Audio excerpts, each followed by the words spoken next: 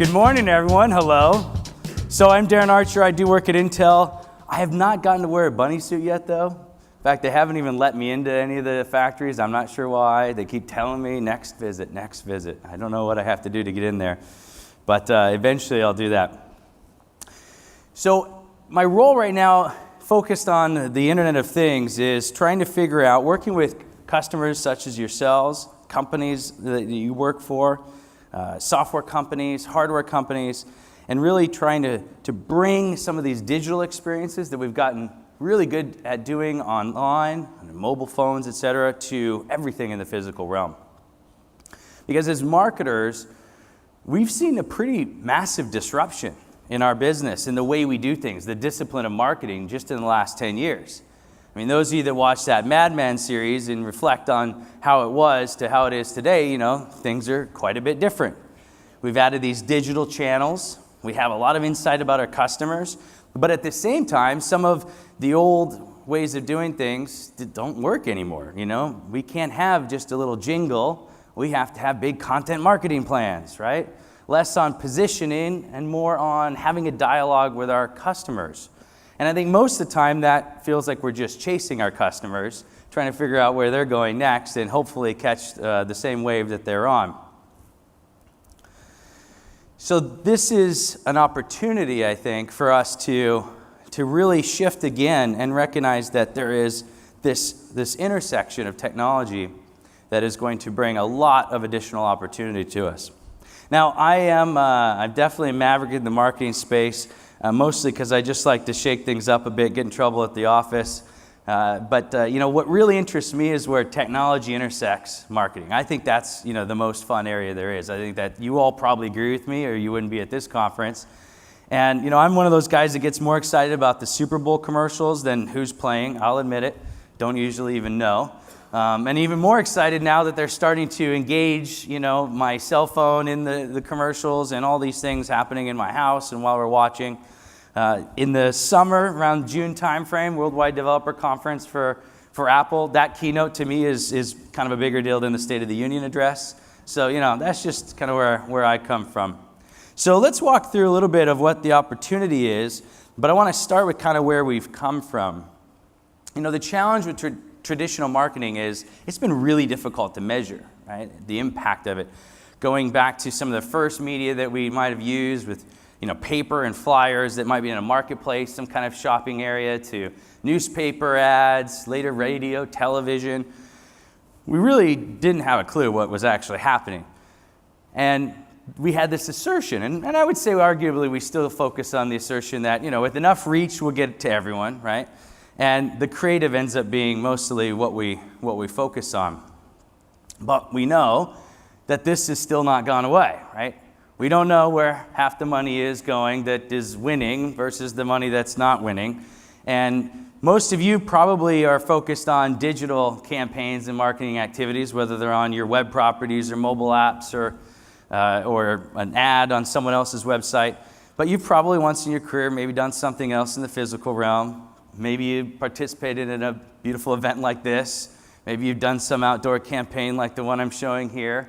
And sometimes these are not very successful, and this is a great example of just there's no traffic to that at all. Someone sold a great location to a marketer that didn't do their homework. Of course, now we have Google Maps, right? And so hopefully you're using Street View for this in the future.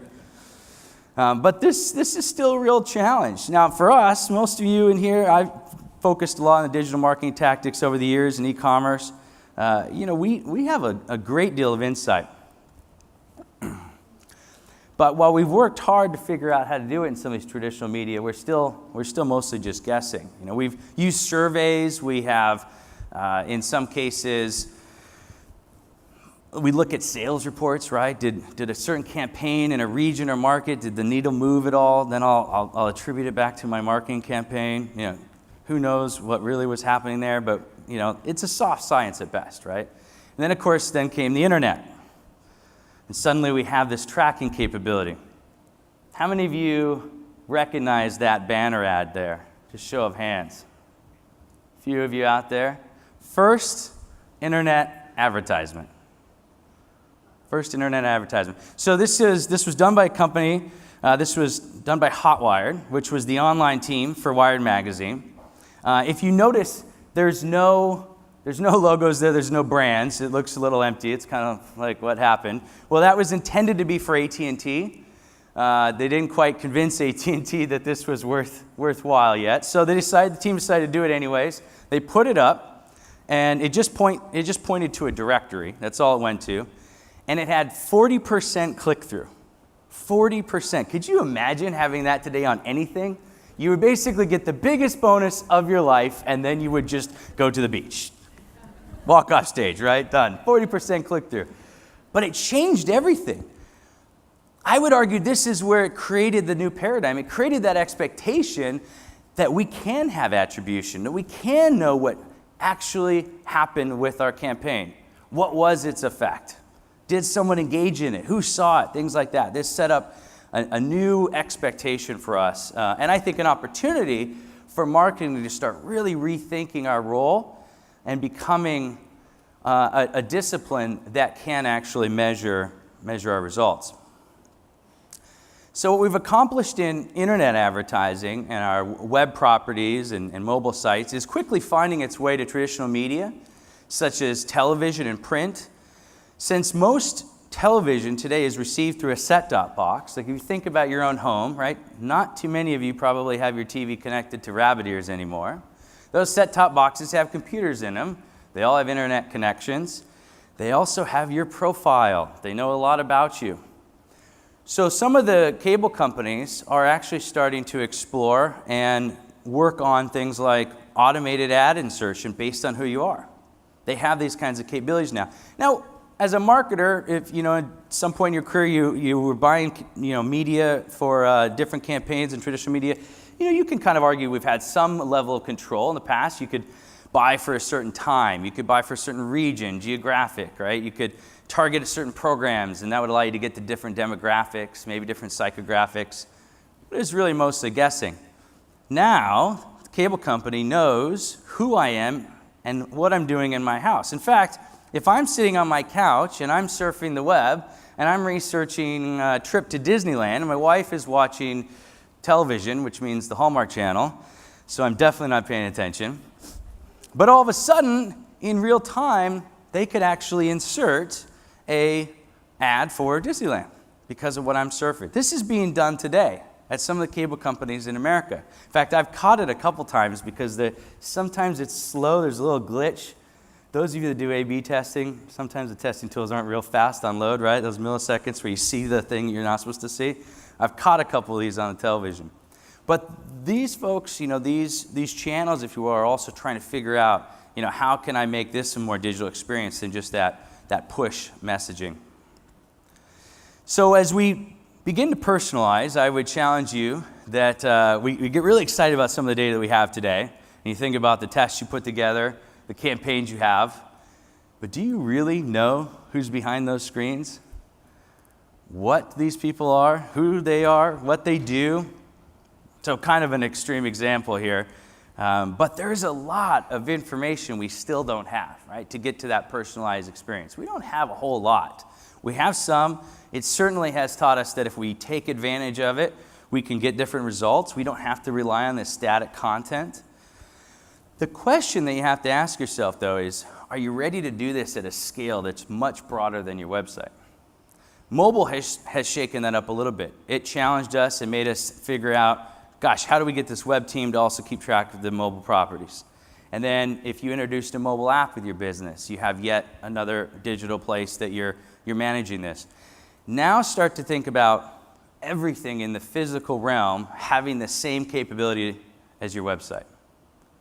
Across all the different touch points out there in our lives, in our homes, in buildings, in resorts like this, on the train. And then all of that today is very static, right? Outdoor billboards, some have moved to video or they're just digital screens. We still have a lot of paper, right, posted up. But now imagine all of that having the capability to be personalized, to have A/B testing, things like that. That's what we're going to embark on. So you have to start thinking about how you're going to change your teams to really take over the entire marketing department. Hopefully you're all ready for that. So with this context, the point today is that we have a lot more insight, but we can take this a lot further. And some of you have probably dabbled in this a little bit. You heard even some examples of what Telium did for this conference, which I think is pretty novel, pretty exciting. Trying to do some fun things in the partner pavilion, et cetera, with lighting, music. And the thing I like about that is, not everything has to be about an offer, right? They're not trying to cross-sell you on the products you don't have. They're just saying, hey, I'm going to just try to make the environment a little bit more fun. And that creates a better brand experience. But we have this context now of, who's engaged in front of my marketing? What are they doing? Where did they come from? Where have they been? Who are they with? Where might they be heading? In this example, she's got a bicycle. He has a shopping bag. He just maybe came from the grocery store. Did they just meet up? Where did they intersect? Where are they going? Are they together? Or are they just friends and they're going to part ways at some point? The data for this is actually mostly available today. Incredible amounts of insight is already available today with mobile apps, with geolocation, with beacons, things like that, but it's going to increase rapidly over the next couple of years. And as we get more of these digital signals about ourselves, I would argue that settings and scenarios are going to be much more important than channels. Thinking through what the environment is like, what they're trying to do, and what is the scenario is going to be more relevant to the campaign you want to create and the messaging and dialogue that you want to have with your customer. Have you noticed in any of your Wi-Fi agreements that you accept when you come into these kinds of venues that they're starting to add things like you're accepting that they're going to track you and may even make a personalized offer based on your location? Anyone read any of those? If you've been to Las Vegas, there's a major chain of casinos that has a good portion of the entire Las Vegas Strip. They can determine your location down to a few feet, 1 meter. They know everywhere you've been, across all their properties. They know whether you like the blackjack table or the craps table. And they know what wine you had last night. They know what restaurant you had dinner in. They know what your thermostat temperature is in your room. They know what music you listen to. They have all these insights. And if, depending on how things are ordered, they may even know, your favorite drink. I've met this group and worked with them and collaborated in a consulting capacity, and I told them, as long as you get it figured out so that my whiskey that I love just is automatically brought to me at that blackjack table, I don't care what you track on me. That sounds fantastic. But this is where we're going. This is the capabilities that are there right now. So this is a real picture from a system. This is not mock-up or make-believe. I won't mention the company. I don't want to be an advertisement up here all day, but there's a lot of these capabilities out there right now. We're starting to bring these technologies into the marketing theme. So this particular one takes what was traditionally a very IT function, managing the Wi-Fi network, focused mostly on making sure there's coverage in all the right areas, that that people are actually being able to connect, things like that, to now going, well, we can triangulate people's location with all these access points. Add some beacons, get even more granular detail, and suddenly we have all this location information. So what gets really interesting is if you start to think about that data that you can collect from that, it's not too dissimilar from the analytics that we have from our website. So you think through site visits, visitors, page views, product views, add to cart events, other events, contact forms filled out, etc., right? Now what if it's enter venue, walked by shop, lingered in front of sign, lingered in front of product, picked up product? That's actually possible now. There's a company out of Seattle that adds cameras to this setup. And yes, this is actually in stores in America right now, as well as in some other places in Japan, Brazil, and the UK. And they can tell what product you picked up. You're in a shoe store. What shoe did you pick up? Think about it. That's like kind of a prod view, right? Did you put it in a basket? Did you carry it away? Add to basket. So the same analytics capabilities from the digital world we're now going to have in the physical world, which hopefully allows us to get to this point where we actually know where our money is going and whether or not it's actually being effective from a marketing spend perspective. So how do we prepare for this? What should you be working on or thinking about, talking to the larger team? I think this audience in particular, what excited me about coming and talking to you was you really grasp this idea of feeds and just, the more data I can get, the better. The more insights I can have about my customer, the more context I have, the more I can make a better engagement with them and hopefully accomplish something that I want them to do and is mutually beneficial to them. So we have to think about how we're going to stitch all these together because there's a lot of capability out there. We have some of this in our life today. This example, the Amazon Kindle, I think this was a great product that was introduced. I was very excited to have a discounted product, to have to look at ads, don't even care. But more recently, I actually bought some ads. My dad self-published a book, nothing big, not going to get famous, although he is very excited that he gets about a $170 check every month. And so I've been kind of helping behind the scenes with a little bit of marketing to try to make it sell, and mostly just so that I can test some of these theories and see how this works. And I was really impressed with the level of context, the information that Amazon gives you to drill in and buy your ads. So I could, if you think about all the information Amazon has on you, I essentially got a filter through that to say, hey, here's who I want to buy my ad for. I created the ad for his book, and then those people that I thought might be most interested in his book saw his ad, just those people. And I was able to buy a very, very small audience, but that was really hyper-targeted, right? Now, the challenge, of course, is this doesn't connect into some of the other ad networks. I can't put a campaign together that covers the Kindle and, the digital sign on the bus outside and something here in this resort. But this is going to get stitched together. These are the capabilities that are coming that are going to allow us to produce some of these more complex campaigns. In fact, I think it's going to happen very quickly. It's probably just a matter of time before Google enables the vending machine manufacturer to have AdSense running on it. Maybe it is that household product like our Nest thermostat. Think about the context that some of these devices have. Right now, my home knows that I'm not there. I have one of those Nest cams. I have it being used as kind of part of a security system. Geofences the house, I'm not there, it turns on. I come home, it turns off. So now that's a piece of context data. Add in some of the other insights that it keeps track of. It probably is listening to the television channels that we're watching and what my music, preferences are. Who knows what? We know that a couple devices do that. Amazon Echo. So this is very close. We're gonna get this, and Google's already kind of alluded to this. Imagine as they start to bring these platforms out. Imagine when you're going to be able to have some of your experiences out there in front of this. And I'm okay with this. I think this is going to fundamentally change the economy. We already have a lot of brands, a lot of product companies trying to switch to subscription services, right? Make it so that I buy in different ways.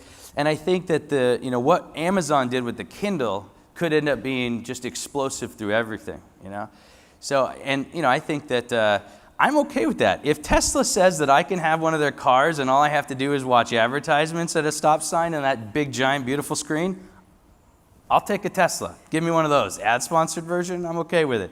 Maybe that's to get the discounted version, and maybe to get the free version, I have to also let the entire paint job become a banner advertisement for you all. I'll probably still take it. I don't know how many ads, but we'll see. So everything around us is going to be able to become sponsored. We already have the capability. It's very plausible that the networks are going to start stitching together, and then we're going to be able to put this right into all the tooling that we have today. Now, on a more sober note, I want to challenge all of you as you continue down your paths in your career as leaders, I think, in this space, to keep in mind the trust and privacy components of this. We're talking about incredible insights that right now as marketers we're having fun with, turning lights on, changing music, playlists, and things like that. But there's a lot of information that comes with this that you have to be good stewards of. And I think that we're going to get to a point where brands are going to have a relationship with consumers that'll be more intimate than has ever been conceived. I mean, maybe you think of what was assumed in the 50s and some of the relationships that consumers have with brands, but mostly that was through ignorance, right? But I think we're going to get back to that kind of connection, but even deeper. On the other hand, though, the risk is that if you mess this up, you're probably going to be done. Like, do not pass go. You will be done. Massive brands could be destroyed very quickly. So, a little more sober item, but be thinking about that. As you're collecting all this data, as you're starting to merge different data sources and you have this new context, you may have context about your customers that you haven't even thought about because you haven't had time to do the data mining, because you haven't had time to write that algorithm that uncovered that pattern. So you have to really be really out in front of this and making sure you protect it. Now, that is my daughter. She's 11 months old. We're both tired of buying diapers. And yes, Pampers, you can have her measurements, her weight, and what's going on with her if you just keep those diapers always at my house and the wipes there. Just, make sure that doesn't get out to anyone. So there's a lot of opportunity there for sure. So getting the environment to respond to us, I think, is really the next big thing that we're going to see. And, we've got a great example that hopefully, you've done your profiles and you get to witness some of it here at the conference. There's a lot of companies out there trying to do some of these things. But, as marketers, we get pretty focused on the offer. We get pretty focused on the campaign and the messaging and things.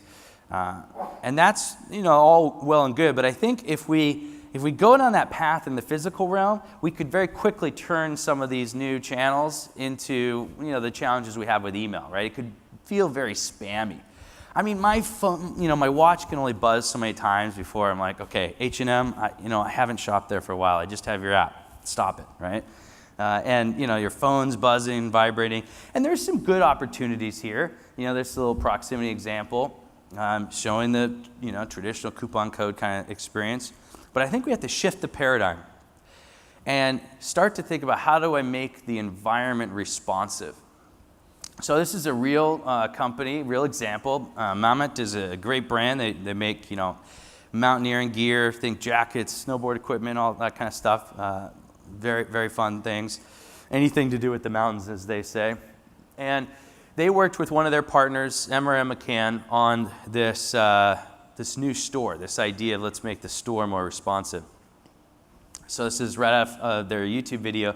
And so the idea here is you start to bring all this together, but instead of notifying that customer, on their watch or their smartphone, make the environment actually respond to them. So in this case, you've got a geofence around the store. The customer's coming in. They've hit the store. Maybe there's a beacon at the front door.